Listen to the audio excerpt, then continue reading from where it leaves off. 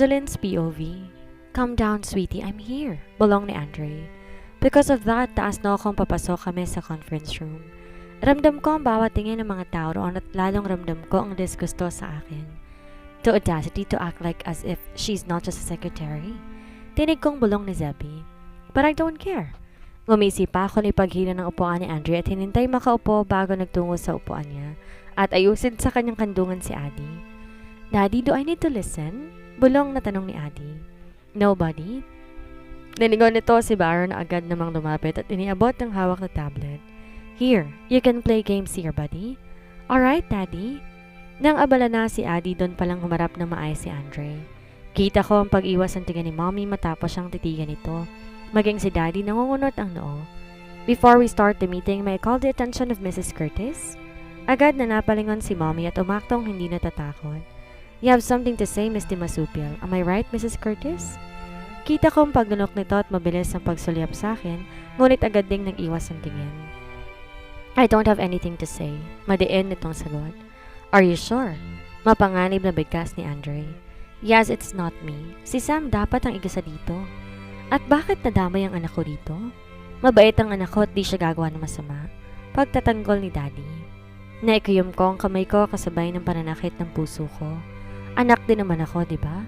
Pero bakit kahit akong agrabyado, ako pa rin ang masama? Kahit ba pumanaw ako ngayon, ako pa rin ang sila rin? Well, I'm sorry to say, but your daughter is not a saint, Mr. Torres. She is the devil hidden in an angel suit. Sinubukan niyang pumaslang ng tao. May dieng pahay ni Andre. Dinig ko ang singhapan ng iba pa. That is not true. Hindi kayang gawin niya ni Sam? Malakas sa sigaw ni Daddy. Is this one of your acting, Angeline? Kailan ka ba kadesperadong makuha ang atensyon namin ng mommy mo? Kaya mong gawing masama ang kapatid mo para lang sa pansarili mong kapakanan? What a shame! Tama lang palang desisyon na hindi ka pagtuunan ng pansin.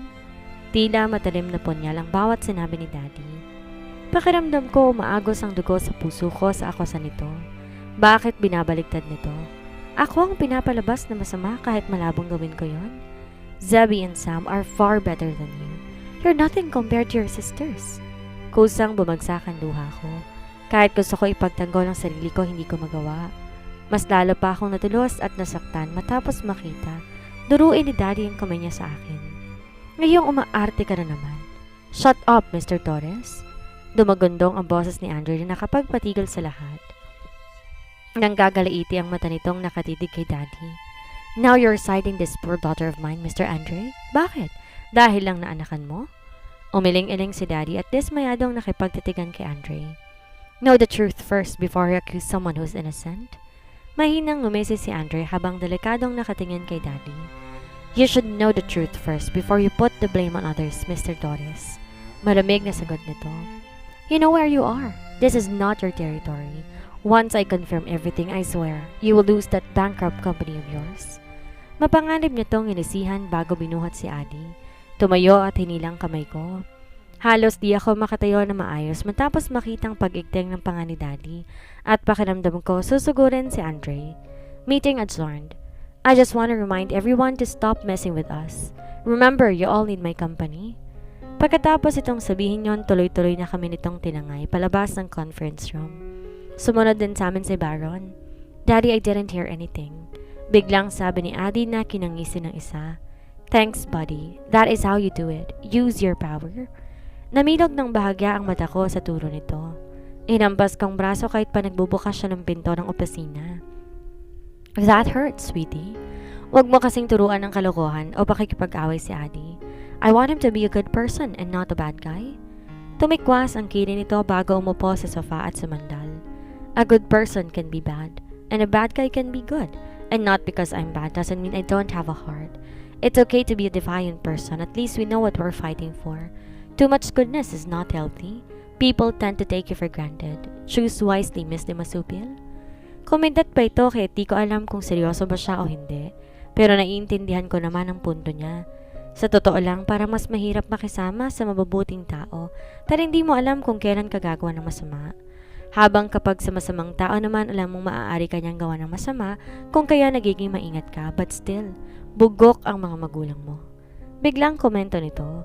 Bugok, Daddy? Can I call everyone bugok? Singit ni Addie na kuryoso ang tingin. Nanlaki ang mata ko, tinadyakan sa paa si Andre. Di kasi nag-iingat sa mga salita. Napanguso ito ngunit may kasamang mahinang pagtawa kung kaya sinamaan ko siya ng tingin. Forget that word, buddy. It's not for kids. Pagkausap nito sa bata. Kumibit balikat ang anak ko at muling tiningnan ang hawak na tablet. Fine, Daddy. Soon I will grow up. Nagkatinginan kami ni Andre at naiiling na nangiti. Ngayon pa lang nakikita ko na may pagka-bad boy ang anak ko. Kahit ano yatang pagpapakabuti ang gawin ko ay kay Andre pa rin to magmamana. Napasimangot ako matapos makita. Nakangisi sa akin si Andre. Nagmamayabang ang tingin. Lalayo na sana ako at lalakad palabas, ngunit marahan itong hinuli ang palapulsuhan ko at hinila ko pabagsak sa kandungan niya. Ano ba, Andre? Ngunit inikot lang nito ang mga braso sa tiyan ko. Pinatong ang mukha niya sa balikat ko. I don't really understand why they're wasting a queen like you. They don't deserve you, sweetie. Sa kabilang banda. I don't know how long it has been since the incident, but I can say I'm healing. Paano hindi ka gagaling at makaka-move on kung dalawang magandang lalaki ang bantay mo? Mas hands-on pa nga yata sa buhay ko ang mga ama ko. At aaminin ko naman na kahit papano nasisihan ako. Tuwang-tuwa na sa wakas may mga taong pinahalagahan ako. Mama, I want that pair of shoes. Ani Adi bago ako hinila papalapit sa estante ng mga sapatos. Niyaya kasi kami ni Andre na mag-mall kung kahit eto kung saan ako hinihila ni Adi. Basta't magustuhan ng mata niya, nilalapitan at ang spoiler ng ama, binibili naman. Just put the papers on my table, Baron. I'll check them tomorrow. Don't call me again. For the whole day, I hope. I'm spending time with my family. Ani Andre bago binaba ang telepono at lapitan si Adi na gustong isukat ang sapatos. Kinagat ko ang labi para pigilan ang kilig. He's very open now that he keeps on saying we are his family. Alam mo yung pakiramdam na kilig ka na pero alam mong wala pa rin kayong label na dalawa? That's what I'm feeling right now. Alam mo yung pakiramdam. But I'm still hopeful for the betterment of our family. Yes, my family as well. Anak, baka masira mo. Let the sales lady help you. Puna ko rito matapos piliting isuot ang sapatos kahit pa nasa harap niya si Andre. I can do it, Mama.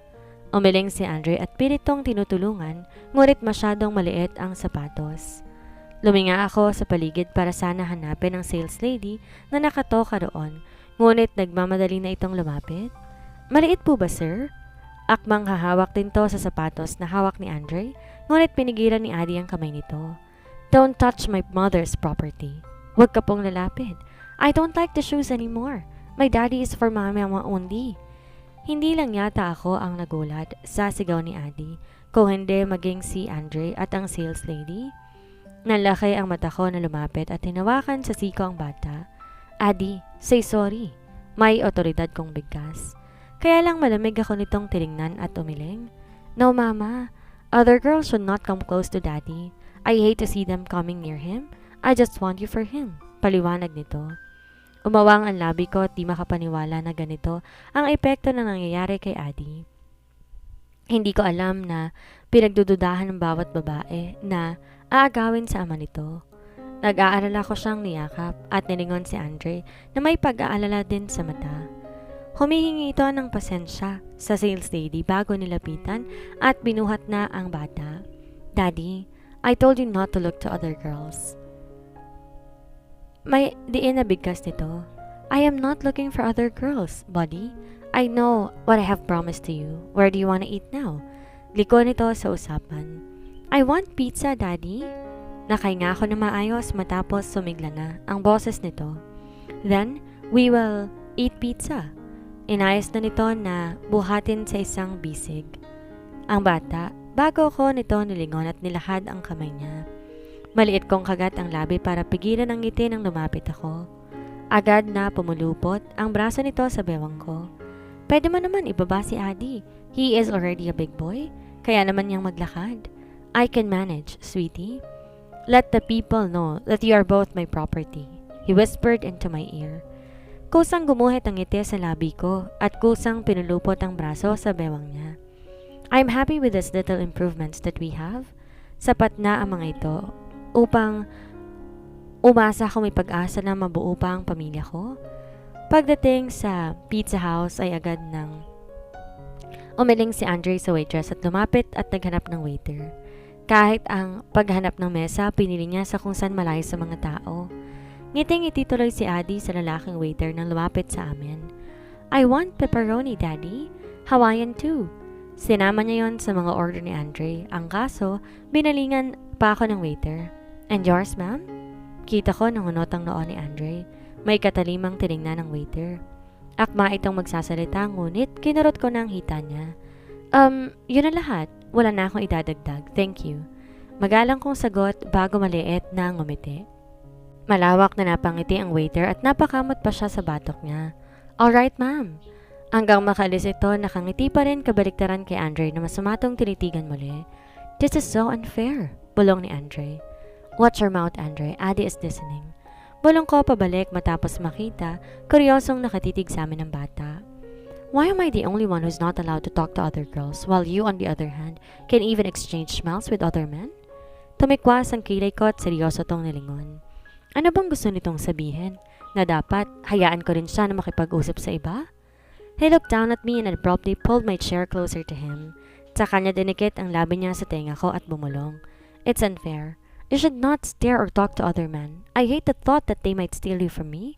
Pabulong nitong sabi at yun ang nagpapagulo sa puso't isipan ko. I want to get that waiter's eyes for keeping an eye on you. Dagdag pa nito. Sa kabilang banda. Nadia, anong gagawin ko? Impit akong tumili muli na kinamura nito mula sa kabilang linya. Ilang araw ko siyang pilit tinatawagan ngunit ngayon lang ito sumagot. Wala akong mapagsabihan ng saya ko bukod sa kanya. Huminahon ka nga, Angeline? Pinilit kong kumalma at tahimik na naupo sa kama. Nasa baba ang mag-ama at eto lang din ang oras na hindi sila nakabuntot sa akin. Ganyan, chill lang, okay? Anito. Ano bang nangyari sa'yo? Di ko alam kung masaya ka ba o katapusan na naman ng mundo. Ano kasi? Tumahimik to, tingin ko handa na makinig sa akin kung kaya't kinuwento ko mga nangyari nitong nakaraan. Sinabi ko rin kusa na talagang lumalayo si Andre sa mga babae kahit na hindi sabihin ni Adi at mas naging possessive to. Pagkatapos kong magkwento, mas malakas na ang tili nito sa akin. Girl, huwag ka na magpatumpik-tumpik pa, puntis na agad. Namilog ang mata ko sa sinabi nito. Kung pwede lang siyang sabunutan, ginawa ko na. Bibig mo, Nadja. Pagbabawal ko, ngunit napangiti rin. Effective ba yun? May usad ba kapag ganon? Mahinang tanong ko. Gusto ko rin kasi mag-level up na ang relasyon namin ni Andre. Di na kami bata na magtataguan pa. I am sure of what I'm feeling but I'm not sure about him. He may have been a gentleman the past few days but still, I want everything to move to the next level. Yung tipong haruta na may label at sabihan ng mabulaklak na salita. I want something more. Mapaghangad ng kung mapaghangad, ngunit gusto ko talagang mag-level up kami. Di lang para sa akin kundi para na rin kay Adi. I want to give him a complete family. A family that I never had. Huwag kang pabirihin dyan. Baka every night ka nga nagpapagamit eh. Humalakak ito na kinapula ng mga pisngi ko. Wala talagang filter ang bibig niya. Nadja. Pero seryoso to, Angeline, ha? Gusto mo talagang dalhin sa next level ang tsuktsakan ninyang relasyon? Mukha ba ako nagbibiro, Nadja? Seryosong tanong ko. Hindi, pero sure ka nga. Kasi baka mamaya lumagapa ka naman tapos iyak-iyak ka dyan. Make sure na muna na sa iyong panig ang matandang Montero bago ka magdiwang. Paalala pa nito. Sa ngayon ayoko munang isipin si Mr. Dante. Una kasi hindi naman siya si Andre.